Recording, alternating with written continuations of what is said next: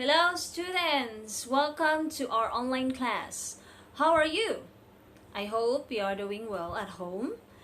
So in this year, I will be your art, your health, and your social studies teacher.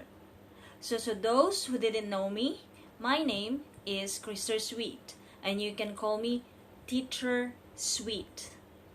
So next to this video is the introduction of our topic or the continuation of our previous topic. Good day to you, students. So today, as you can see in the picture, it talks about religion, and that will be our first topic for today. It's about religion. So now we are going to talk about Thailand. In Thailand, we have three common religion in Thailand. And first, that is Buddhism. Second, Islam. And the third one is Christianity. So that is our three common religion here in Thailand, even though they have some others, but then a little bit.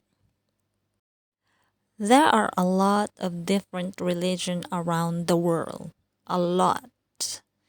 And people are free to do whatever they want and to practice their own belief. Religion is something that is part of people's life, and that's what we call belief. And others can choose whatever you want, whatever belief you want, and it's up to the practices to our community. Okay, religion first. It started in a family.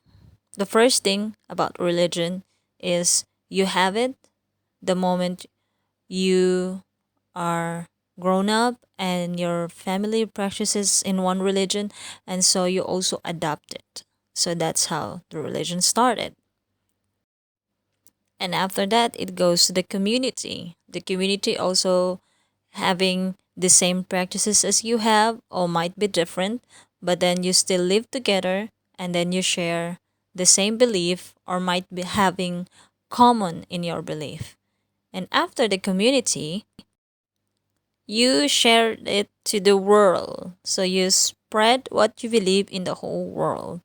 So beliefs is about something that we have in a religion that applies ethics and morality.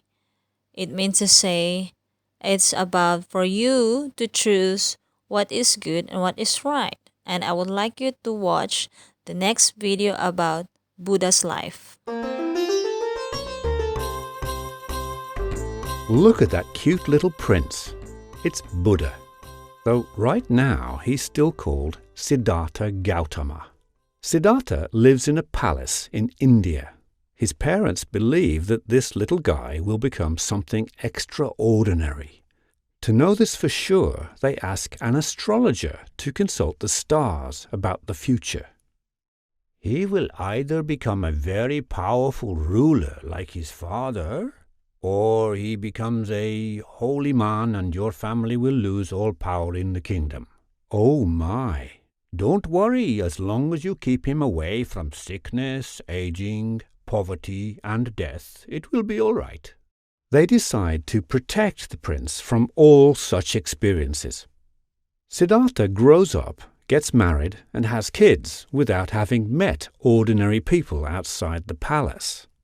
But one day, Siddhartha drives his cart outside the palace area. There he witnesses how ordinary people live. He sees an old man, a sick man, and a beggar monk in the street. He also drives by a dead man. What? People get sick and are poor and die? Life is just endless suffering. Siddhartha doesn't want to suffer, and he doesn't want anyone else to do so either. This must be solved. He leaves his wife and child and goes away.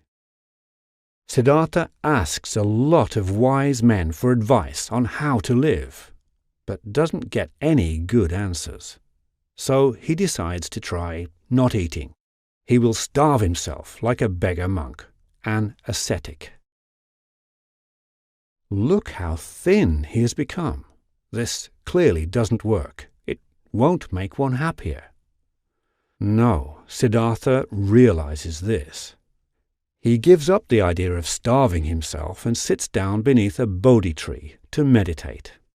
Here he decides to stay until he's found the solution. Nothing will make him move. An evil demon called Mara appears to tempt him. Mara offers him lots of great things, but Siddhartha just stays put. And finally, after having meditated for 49 days, Siddhartha realizes what's wrong. Humans are never satisfied. They always want more. And this wanting to have more never ends. And then the suffering never ends either. So now Siddhartha has realized how it is. He has become enlightened. And that is what the word Buddha means. Now he is no longer Siddhartha Gautama, but Buddha. Buddha wants more people to realize this. Some of his friends listen to him and start to follow him. They become his disciples. Buddha preaches to them and to other people. At this time in India, everyone is Hindu.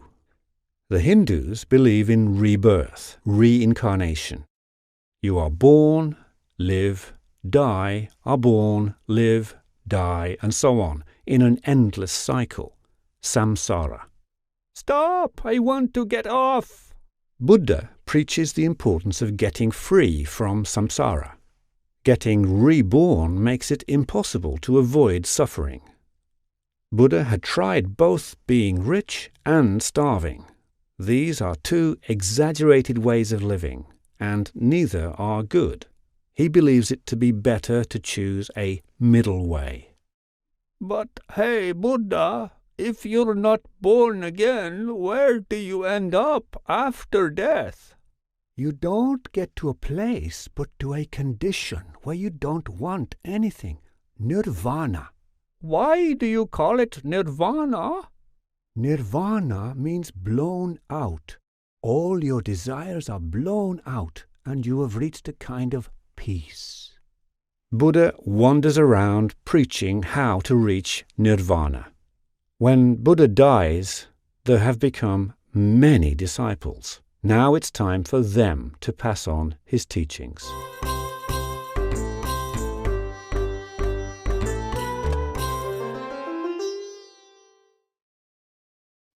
So let us talk about the morality and ethics in Thailand. Morality and ethics depends about your choices in life, deals about your beliefs, about weighing what is habits for you, what you do every day, and you need to think if it is good or bad. And if you do good or if you do bad, then you face the consequences about it, especially if you do bad things. Ethics applied after we do things. In any different kinds of places around the world, you need to be respectful and polite. It also applied here in Thai culture. So as well as you will have a karma that will make you happy. Please watch the next video about morality.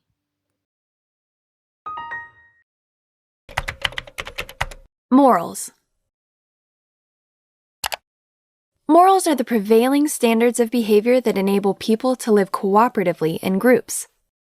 Moral refers to what society sanctions as right and acceptable. Most people tend to act morally and follow societal guidelines. Morality often requires that people sacrifice their own short-term interests for the benefit of society. People or entities that are indifferent to right and wrong are considered amoral, while those who do evil acts are considered immoral. While some moral principles seem to transcend time and culture, such as fairness, generally speaking, morality is not fixed. Morality describes the particular values of a specific group at a specific point in time. Historically, morality has been closely connected to religious traditions, but today its significance is equally important to the secular world. For example, businesses and government agencies have codes of ethics that employees are expected to follow.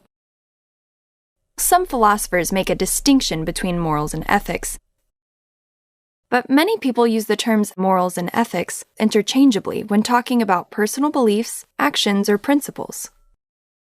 For example, it's common to say, "My morals prevent me from cheating." It's also common to use ethics in this sentence instead. So, morals are the principles that guide individual conduct within society. And while morals may change over time, they remain the standards of behavior that society uses to judge right and wrong.